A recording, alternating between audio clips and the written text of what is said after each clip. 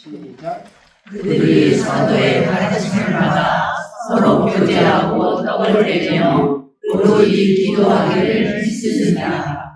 사람마다 두려워하는데 사도로 말미암아 기사와 표적이 많이 나타나니 믿는 사람이 다 함께 있어 모든 물건을 서로 공용하고 또 재산과 소유를 받아 각 사람의 필요를 따라 나눠주며 날마다 마음을 같이하여 성전에 모이기를 힘쓰고 집에서 떡을 떼며 기쁨과 순전한 마음으로 음식을 먹고 하나님을 찬미하며 또 온 백성에게 증언을 하느니 주께서 구원받는 사람을 날마다 하시옵소서. 아멘. 아침 노을 목장 고맙습니다. 수고했어요. 포브스 인디아가 US 뉴스의 강대국 평가를 바탕으로 2025년 전 세계 강대국 탑 10을 소개했어요. 1위는 어딜까요? 미국. 2위는 중국. 3위는 러시아. 4위는 지금부터는 좀 바뀔 거예요. 영국. 5위는 독일. 6위는 한국. 놀랍죠? 네? 내가 한 게 아니고 장모님. 예, US 뉴스라고 하는 굉장히 공신력 있는, 우리는 이곳에 뭐 대학 랭킹을 좀 많이 봐요. US 뉴스가 발표하는 대학 랭킹이 학부모들은 되게 많이 참고하는 자료거든요. 저도 저희 아들 도자기 한다고 그럴 때 어느 학교를 보내야 되나 여기서 다 찾았어요. 근데 거기서 수많은 통계 자료들을 주고 그거를 포브스 인디아에서 랭킹을 매긴 거예요. 근데 1위가 미국, 2위가 중국, 3위가 러시아, 4위가 영국, 5위가 독일, 6위가 한국이에요. 7위가 어디냐면 프랑스예요. 8위가 일본이에요. 9위가 사우디아라비아, 10위가 이스라엘이에요. 근데 여러분 이게 그만큼 시대가 바뀐 거예요. 그러니까 대한민국이 국가적 위상이 그렇게 높아질 수밖에 없는 몇 가지 요인들이 있어요. 뭐라고 생각하세요? 첫 번째. 예.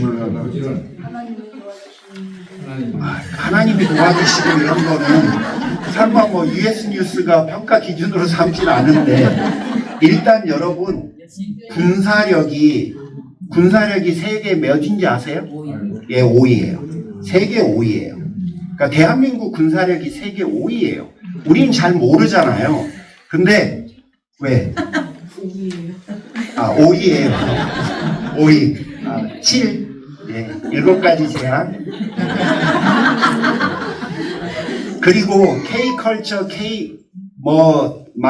그 드라마니 뭐니 이런 게 굉장히 전 세계 사람들에게 많은 인상을 심어주었고, 정치 이야기는 안 할게요.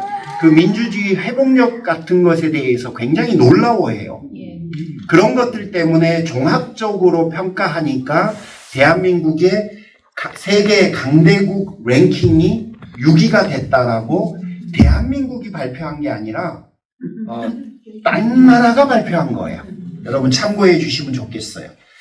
물론 이런 순위가 모든 현실을 정확하게 반영했다고 말하기는 어려울 것 같아요. 제가 생각하기에도. 하지만 분명한 것은 한국의 위상이 예전과 같지는 않다는 거예요. 이런 점은 참 자랑스러워요. 자, 그러면 한국의 위상은 이렇게 높아졌는데 한국 교회의 위상은 어떨까요? 우리가 그 부분을 좀 살펴보고 싶어요. 목회 데이터 연구소가 지난 2026년 4월 14일 한국 갤럽의 조사를 인용해서 한국인의 종교 현황을 발표했어요.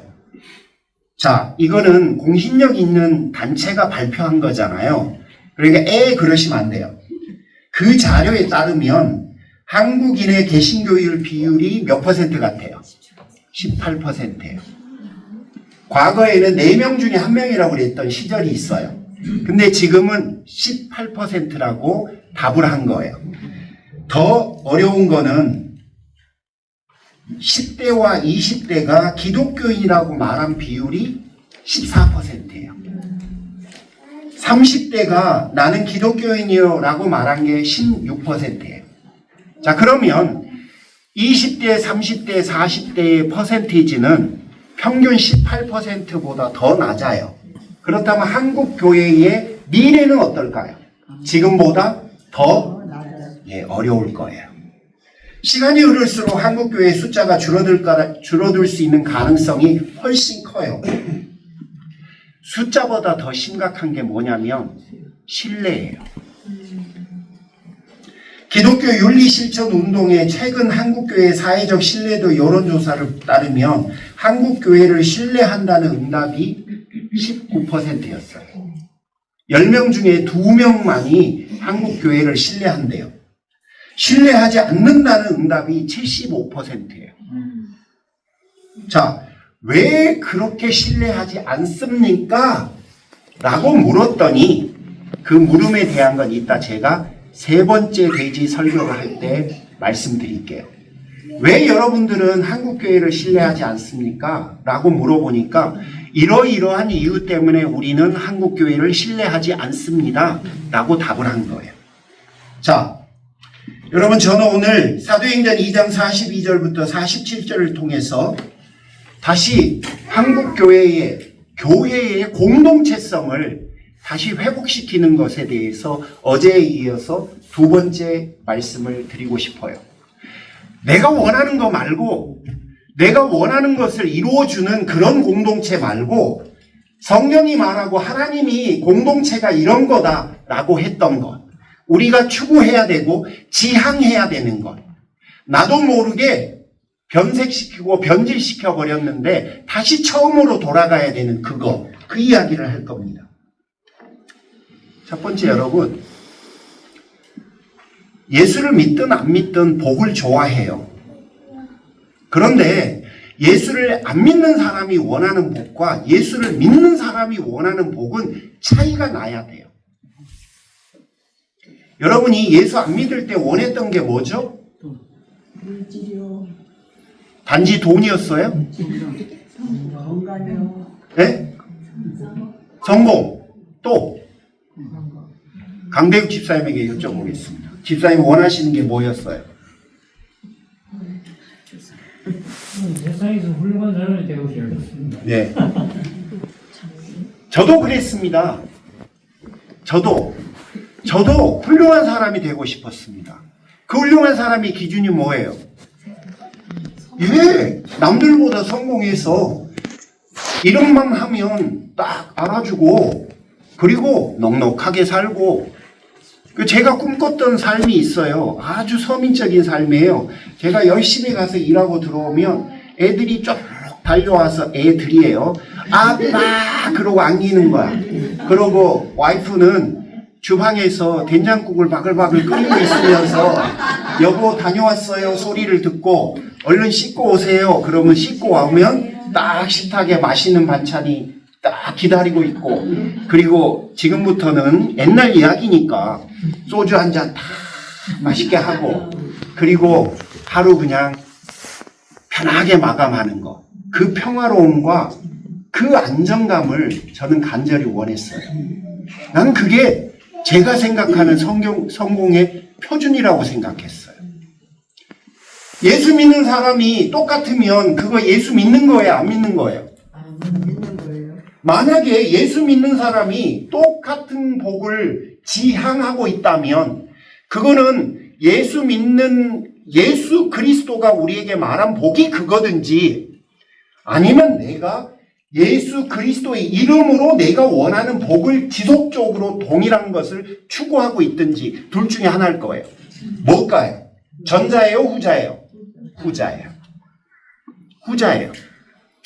그러니까 우리는 생각이 변하고 행동이 변하고 삶이 변해서 하나님이 나에게 말한 복을 수용하고 그 복을 인조이하며 살아야 되는데, 가끔은 그 중간지대에서 내가 과거에 원했던 복을 예수 그리스도의 이름으로 취하려고 하면서 인생을 사는 경우도 흔해요. 매우 흔해요. 자, 그래서 여러분에게 여쭤볼게요. 예수 그리스도가 우리에게 준 복이 뭘까요? 구원. 제 용어로. 그렇죠. 제가 여러분에게 드리고 싶은 첫 번째 이야기, 하나님이 우리에게 준 첫 번째 복은요, 내 아버지가 되어주신 거예요. 그분이. 그리고 나를 자녀로 삼아주신 거예요. 그게 우리에게 있어서 첫 번째 복이에요. 그러니까 나에게 있는 첫 번째 복은 뭐냐면 하나님이 내 아버지라는 거예요. 그러니까 오늘 본문에 있는 초대교회 성도들은 로마 제국 안에서 힘 있는 사람들이 아니었거든요. 사회적으로는 안전한 사람들도 아니었어요. 오히려 예수를 믿는다는 이유로 이분들은 미움을 받고 오해를 받고 때로는 박해를 받을 수 있는 그런 사람들이었습니다. 그런데 이 사람들이 사도들의 가르침을 받고 서로 교제하고 떡을 떼고 기도했어요. 왜 그랬을까요? 그거는 그들에게 가장 큰 복은 하나님을 아버지로 모시고 사는 것이었기 때문이에요. 로마서 8장 15절 생각나세요?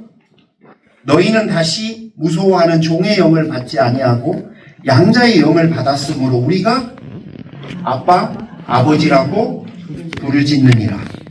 우리는 원래 하나님 앞에서 죄를 지었고 세빈자매 성경이 말하는 죄를 성경이 죄라고 언급하는 게 아니라 성경이 말하는 죄는 성경적인 거예요.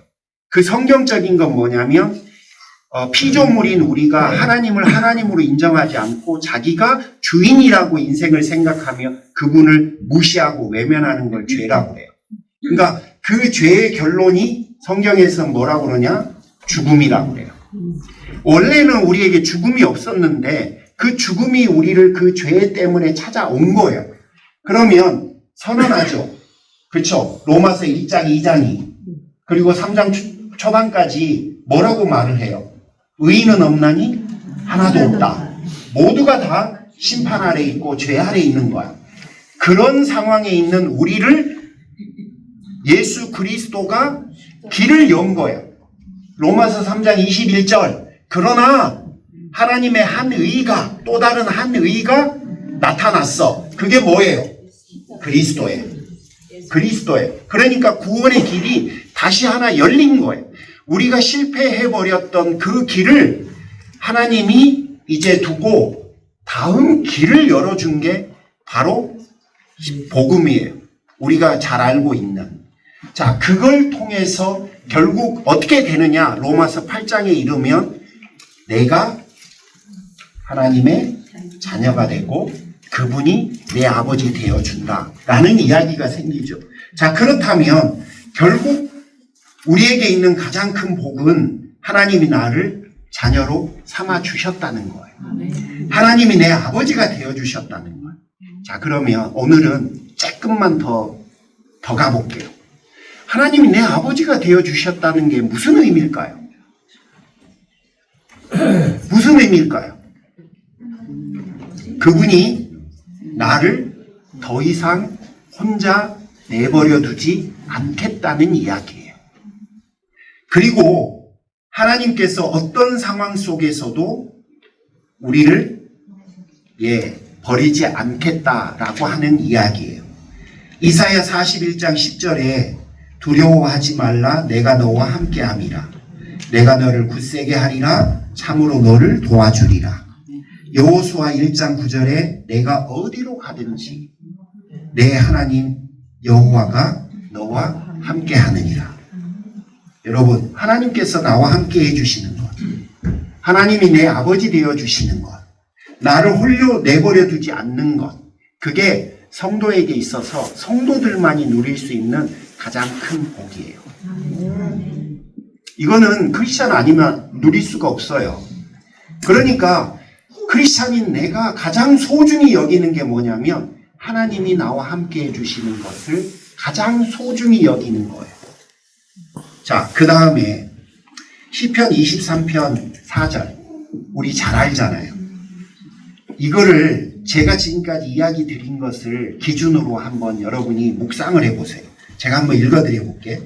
내가 사망의 음침한 골짜기로 다닐지라도 해를 두려워하지 않을 것은 주께서 나와 함께 하심이라. 여러분, 여기서 다윗이 뭐라고 하냐면 그에게 있어서 가장 큰 위로는 사망의 음침한 골짜기가 없어지는 게 아니에요. 그가 지금 소망하고 있는 것은 사망의 음침한 골짜기를 없애주세요 라고 하고 있지가 않아요. 그는 뭐라고 하냐면 그 골짜기 속에서도 주께서 자기와 함께 하신다는 것이 그에게 큰 위로를 주고 있는 거예요. 그러니까 우리가 알고 있는 영성과 좀 다르죠. 예수를 믿는다고 모든 골짜기가 없어지는 게 아니에요. 그러나 성도에게는 세상이 줄 수 없는 복이 있는데 그 복이 사망의 음침한 골짜기에 내가 있더라도 그분이 나와 함께 머물러 주신다는 확신이 있는 거예요. 그게 우리에게 있는 복이에요. 그러니까 여러분, 우리가 생각해야 될 게 뭐냐면 내가 예수 믿으면 복을 받아. 모든 일이 잘 될 거야. 어려움이 사라질 거야. 맞아요, 틀려요? 틀린 거예요. 우리는 그걸 복이라고 말하지 않아요. 물론 그분의 뜻이 있어서 궁극적으로 그런 일이 벌어질 수 있을 가능성과 개연성이 커요. 그렇지만 우리는 그거를 최종적인 목표로 삼지 않아요. 우리는 다 알아요. 우리가 살아가는 삶 속에 수많은 일들이 벌어질 거라는 거.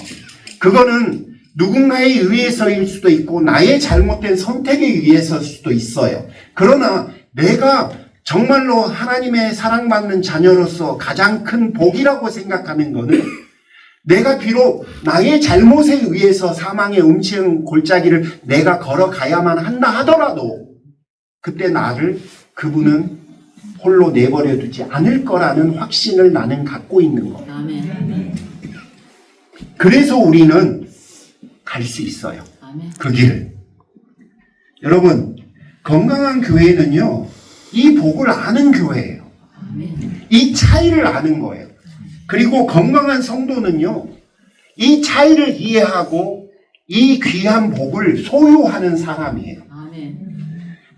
그 골짜기 속에서 그 어떤 것보다도 그 골짜기에 내 시선을 빼앗기고 내 마음이 거기에 완전히 묶여서 그 골짜기 속에서 몸부림치며 사는 게 아니라 그것은 그건 거야. 어쩔 수 없어요. 내가 육신을 가지고 있는 연약한 존재이기 때문에 음침한 골짜기가 나에게 가져다 주는 악영향과 고통들을 내가 이겨낼 수는 없는 거예요. 몸부림칠 수밖에 없고 나쁜 영향들 아래에서 내가 놓일 수밖에 없어요. 그럼에도 불구하고 나는 그 상황 속에서 나를 내버려 두지 않고 나와 함께 하시는 그분의 임재를 소원하고 그분의 임재가 나에게 능력을 가져다 주고 결국은 그곳에서 나를 건져내 주실 것에 대한 신뢰와 확신을 가지고 내가 인생을 살아가는 거예요. 아멘. 어제 우리가 본 것처럼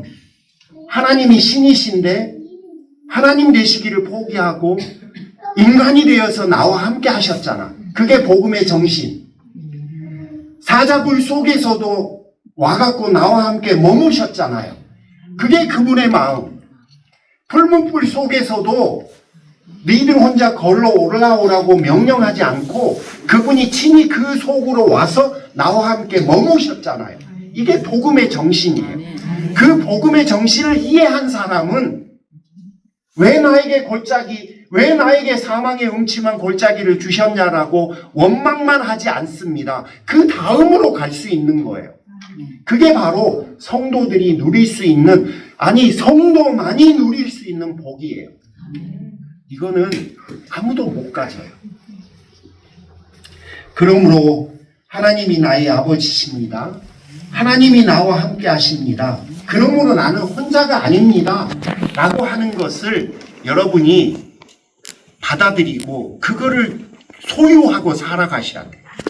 그게 복이에요. 그 다음에 두 번째는요. 행복한 샬롬 교회 가족들은 자녀됨의 길을 함께 견뎌요. 그러니까 이게 여러분 그 성경이 말하는 복을 제대로 이해를 못하면요. 또 첫 번째 것만 생각해요. 사망의 음침한 골짜기에서 하나님이 나와 함께 주신다라는 것만 딱 머릿속에 집어넣어요. 이 두 번째 거를 못 와요. 그러니까 하나님의 자녀가 되었다는 것은 어려움이 없는 삶을 산다는 뜻이 절대 아니에요. 이미 여러분은 그 정도가 됐다고 생각해요. 오히려 하나님의 자녀답게 살려고 하는 것을 축복으로 여겨요. 내가 하나님의 자녀야. 그러면 하나님의 자녀답게 살고 하나님의 자녀답게 살려고 할 때 나에게 오는 모든 것들을 수용해요. 받아들여요. 여러분 그 디모데후서 3장 12절에 가면 이런 본문이 있어요. 무릇 그리스도 안에서 경건하게 살고자 하는 자는 박해를 받으리라. 이게 무슨 이야기냐면 자녀답게 살려고 하면 마음만 먹어보세요. 그러면 여러분 마음속에 있는 죄악된 본성이 여러분 발목을 잡아요. 결단을 안 하면 그냥 놔두는데요. 내가 결단하잖아요. 그러면 여러분 안에 있는 여러분이 여러분의 발목을 잡아요. 세상도 가만두지 않습니다. 믿음의 원칙을 지키며 살아가려고 하면요. 때로는 외로워지기도 해요. 예수님도 마태복음 5장 10절에서 그걸 인정하셨어요. 의를 위하여 박해를 받는 자는 복이 있나니 천국이 그들의 것임이라. 근데 여기 본문도 잘 보셔야 돼요. 의를 위해서 박해를 받는 자들을 예수님이 아이고 짜내라 라고 하지 않았어요. 뭐라고 했어요? 복이 있다고 했어요. 그러니까 왜 그러냐면 그분들이 하나님에게 속해 있는 사람들이기 때문에 그들은 세상의 편안함보다는 하나님의 뜻을 더 귀하게 여기는 사람들이기 때문에 그래요. 그런데 여러분 여기서 조심해야 될 게 있어요. 어려움 자체가 무조건 복이라는 뜻은 아니에요. 어려움을 많이 경험한다고 저절로 거룩해지는 게 아니에요. 두 가지 질문을 항상 해야 돼요. 그분이 왜 고난을 받고 있는지를 검증해 봐야 되고요. 그 다음에 그분이 무엇을 붙들면서 그 여정을 걷고 있는지를 봐야만 해요. 스데반 집사 한번 생각해 볼까요? 그는 설교 몇 번 하고 순교했죠? 7번. 10번? 1번이에요. 설교 1번 했는데 돌에 맞아 순교했어요. 여러분, 근데 이분은 그 와중에도 하나님의 자녀됨을 부끄러워 안 했어요. 바울을 한번 생각해 보세요. 바울은 차라리 죽어서 주님께 가고 싶다고 소원했어요. 근데 그 소원대로 됐어요? 안 됐어요? 안 됐어요. 오히려 그는 강의 위험, 강도의 위험, 같은 이스라엘 사람들의 주는 핍박들, 이방인들의 핍박들, 배고프고 비난받고 두려움 속에 살고 수많은 고난들을 견디며 그 길을 걸어갔어요.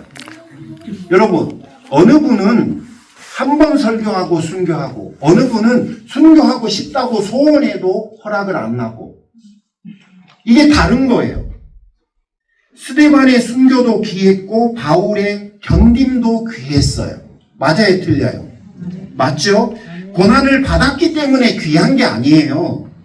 하나님의 자녀됨을 귀함으로 여겼기 때문에 그래서 순교를 받아들인 거고 그래서 살아서 받는 그 모든 고난들도 받아들인 거예요. 그래서 귀하다는 거예요.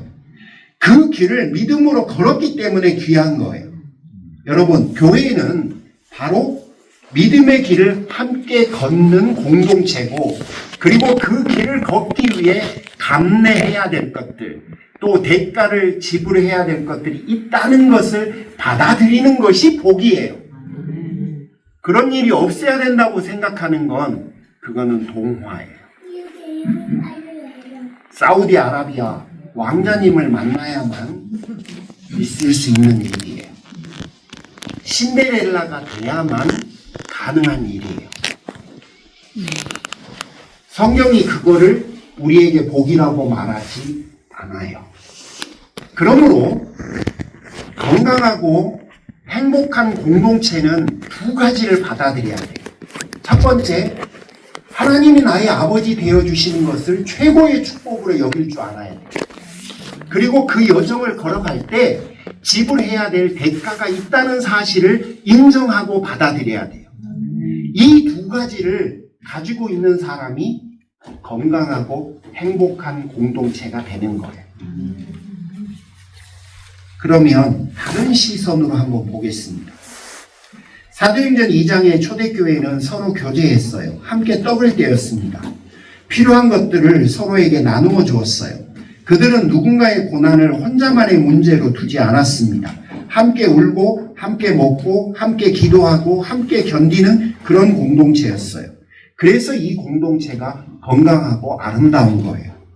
누군가 골짜기를 지날 때 저 사람이 뭔 잘못을 해서 저렇게 되었는지를 판단하는 공동체가 아니라 함께 걸어주는 공동체가 오늘 본문에서 우리에게 소개하는 공동체예요. 누군가 넘어졌을 때 저 사람이 얼마나 큰 잘못을 했는지를 파헤치는 공동체가 아니라 붙들어주는 거예요. 그게 공동체인 거예요. 누군가 외로울 때 당신은 혼자가 아닙니다 라고 말을 해줘야 돼요. 왜냐하면 내가 외로울 때 하나님이 내 곁을 지켜주었기 때문에 그래요. 서로의 성공만 축하하는 공동체가 아니라 서로의 눈물도 감당해 줄 수 있는 공동체여야만 하는 거예요. 강한 사람들만 편하고 강한 사람들만 인정받는 공동체가 아니라 약한 사람도 안전하게 거할 수 있는 곳이어야 해요. 그게 바로 우리가 추구해야 될 그런 공동체입니다. 마지막 세 번째, 샬롬 공동체는 세상 속에서 신뢰를 받아야 돼요. 교회를 넘어서서 세상에서도 신뢰를 받을 수 있어야만 해요. 오늘 본문 47절에 하나님을 찬미하고 또 온 백성에게 칭송을 받더라 라고 되어 있죠. 여기에는 두 방향이 있어요. 하나는 하나님을 향해서 하나님을 찬미하고 다른 하나는 사람들을 향해서 온 백성에게 칭송을 받았다는 이야기가 있는 거예요. 한국 교회가 가지고 있는 부족함이 바로 이거예요. 여러분 왜 교회를 신뢰하지 않습니까? 라고 했더니 뭐라고 말한 줄 아십니까? 예, 자기들만의 공동체인데 누가 그걸 신뢰해요? 자기들만을 위해서 사는 사람들인데 누가 그걸 신뢰하겠냐라고 오해하고 말을 해요. 여러분 우리 억울해요? 안 억울해요? 억울해요. 진짜 억울해요. 근데 정답은 뭐냐면 우리는 아니지만 그렇게 본다는 거예요. 어떤 점이 그렇게 될까? 그게 제가 이렇게 한번 표현해 볼게요. 요즘 신앙은 많은 경향이 그렇다는 거지 전부 다가 아니에요. 나의 기도 제목, 나의 관심, 나의 소망, 내가 원하는 것에 머무는 개인화된 경향이 과거에 비해서 매우 짙어졌어요. 이거는 인정하시죠? 그렇죠? 반면에 초창기 한국교회는 나보다 우리를 더 중요시 여겼어요.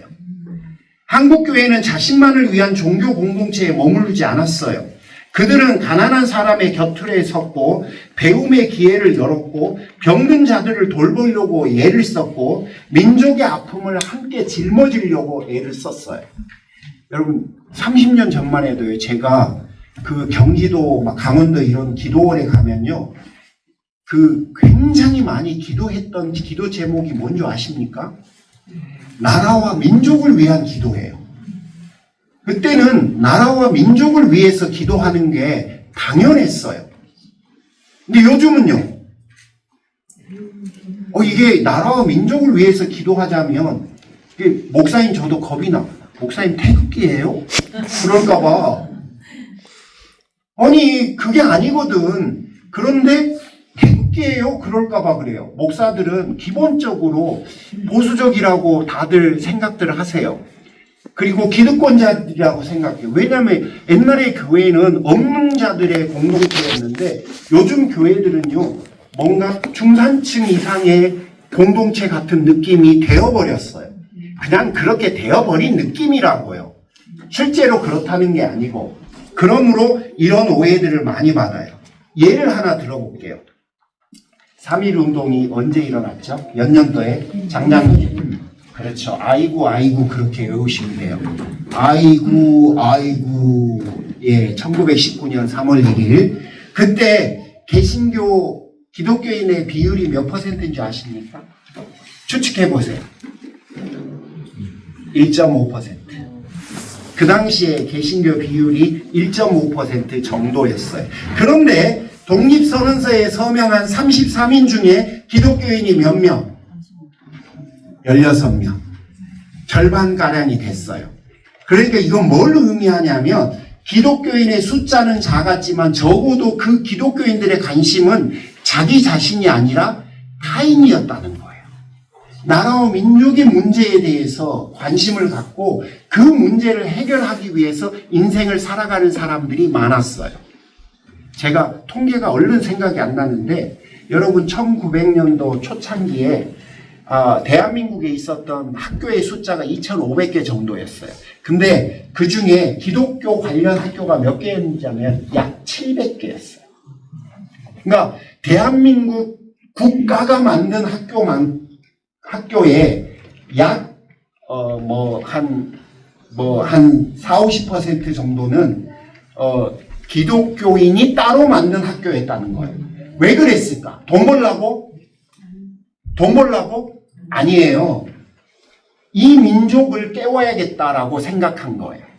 그러니까 그분들은 내 문제에 집중하기보다 우리의 문제에 집중하려고 애를 썼고, 그리고 그렇게 살아가는 그분들을 보면서 기독교인 아닌 사람들이 존경과 존중을 표했던 게 초대교회였어요. 근데 지금은 내 문제에 집중해요. 내 문제. 우리의 문제가 아니라, 우리 공통의 이슈가 아니라, 그러니 너희들이나 나나 똑같은데 왜 내가 너희들이 크리스찬이고 또 교회 다닌다는 이유 때문에 내가 너희를 신뢰해야 되지? 라고 의문을 제기하는 거예요. 따라서 여러분, 우리가 다시 신뢰를 회복하려면 나를 넘어서 우리에 대해서 관심을 갖기 시작해야 돼요. 그러니까 우리 공동체가 다시 영향력을 회복하려면 여러분, 이제는 내 문제를 능가해서 우리의 문제를 향해서 같이 고뇌해야 돼요. 조만간 선교부가 여러분에게 커뮤니티 서비스 사인업하라고 할 거예요. 작은 무브먼트부터 시작할 거예요. 여러분, 어디 가서 뭐 좀 해주세요. 뭐 이런 일이 있어요, 저런 일이 있어요. 그럼 몇 개월치 쫙 사인업 시트를 줄 거거든요. 그러면 한 번씩이라도 여러분 한번 관심을 가져보세요. 어느 순간부터 우리 이런 것마저도 안 하게 된 거예요. 그냥 우리는 어떤 행동하고 어떤 관심을 갖기보다, 제가 이 설교 준비하는데 갑자기 인스타그램에, 저는 인스타그램 팔로우가 2명밖에 없거든요. 저희 딸하고 아들하고. 왜 그걸 보냐면요, 아들이 거기다가 자기 작품을 올려요. 그러니까 그걸 안 보면 나는 우리 아들이 뭘 만드는지도 모르는 거예요. 그래서 인스타그램에 딱 2명밖에 없어요. 근데 딸은 한 5-6년 전에 스탑을 했고, 그래서 항상 아들 것만 보는데 인스타그램에 갑자기 글이 하나 딱 올라온 거예요. 이 사람이 어떻게 알았나 몰라. 은퇴한 선교사님들이 갈 곳이 없습니다. 집을 지어줘야 된다고 도네이션을 요청한대. 월 35,000원, 월 5만원, 월 7만원, 월 10만원 선택해달래. 그리고 오늘 선교사님이 와갖고 인터뷰를 하는데 너무 짠해. 아니, 평생을 헌신했는데 살 곳이 없다는 거야. 뭐 어떡하겠어요? 그러면 인생이 힘들잖아요. 그래서 어떻게 해야 돼요? 행동해야 돼. 우리를 위해서. 나만을 위해서 노후 대책하면 그건 나만을 위한 거잖아요. 그쵸? 우리를 위한 것도 뭔가를 해야 될 거 아니에요. 자, 사인업을 원하시는 분은 저한테 알려주세요. 제가 웹사이트를 소개해 드릴 테니. 자, 마무리하겠습니다. 공동체는 성경과 하나님이 나에게 제시한 방향으로 가야 건강해지고 행복해져요. 그 방향이 뭐라고 돼 있냐면 공동체가 가장 행복해야 되는 것이 하나님이 나의 아버지 되어 주신 것이다. 그거를 인조이하는 공동체는 행복해져요. 김경희 집사의 마음속에 그게 가득 차면 이분은 진짜 행복해질 거예요. 다른 것을 별로 그러니까 다른 것을 별로 덜 바라는 것 같아. 제가 보니까 다른 사람에 비해서, 이 나이의 사람에 비해서, 다른 것에 비해서 하나님으로 채워지는 것을 훨씬 더 즐거워하는 것 같아. 간절히 원하는 것 같아. 저기 있는 이쁜 허지연 집사님도 하나님으로 채워지기를 간절히 원해. 그쵸? 그게 복이라는 것을 아는 거예요. 그런데 여러분, 그 이면에 내가 그 여정을 걸어가면서 지불해야 되는 대가도 우리에게 복이라는 것을 받아들여야 돼요. 이거를 받아들이지 못하면 왜냐고 끊임없이 의문만 제기해요. 그러니까 그 신앙이 외발이밖에 안 되는 거예요. 늘 흔들려야 돼요. 이 두 개를 이해하지 못하면. 근데 이 두 개가 사실은 동시에 축이에요. 그게 일어나는 게 당연한 거예요. 그리고 마지막 세 번째, 공동체성의 신뢰를 회복을 하려면 여러분, 나를 능가해서 우리가 돼야 돼요. 그 우리가 되지 않는 공동체는 결국 신뢰를 받을 수 없어요. 그리고 공동체를 만드신 그분의 뜻을 성취시킬 수가 없어요. 그거는 기득권자들의 모임이 아니라 그 은혜와 복을 누리는 사람들을 통해서 하나님이 세상을 펼치시겠다고 약속하신 거기 때문에 우리가 결코 우리만의 공동체로 만족해서는 안 돼요. 그러므로 우리가 돼야 함을 꼭 기억해 주시기를 바랍니다. 올 가을 수련회 때는 설교를 더 짧게 하도록 하겠습니다. 대신 오늘만 제가 이 공동체성에 대해서 말할 수 있는 기회가 별로 없어서 그래서 오늘은 실은 9페이지짜리를 4페이지로 줄이려고 지난 몇 주 동안 얼마나 고생했는지 몰라요. 그럼에도 불구하고 좀 기억해 주십시오. 어제의 메시지와 오늘의 메시지. 공동체는요, 좋을 때만 함께 있는 게 아니라요. 어제 제가 인내의 개념도 설명해 드렸잖아요. 무작정 견디는 것을 능가해서 그 사람의 아픔 속으로 내가 함께 들어가는 거다라고 했잖아요. 그러므로 꼭 좀 기억해 주시고 여러분이 부부 공동체도 아름답게, 가족 공동체도 아름답게, 교회 공동체도 아름답게 만들어 주시기를 부탁드립니다. 기도하겠습니다. 하나님 감사합니다. 우리에게 귀한 샬롬 공동체를 허락해 주셔서 감사합니다. 사랑하는 분들이 아름답고 귀하게 성경이 말하는 그 축복된 공동체를 만들어가게 하옵소서. 예수님의 이름으로 기도 올립니다. 아멘.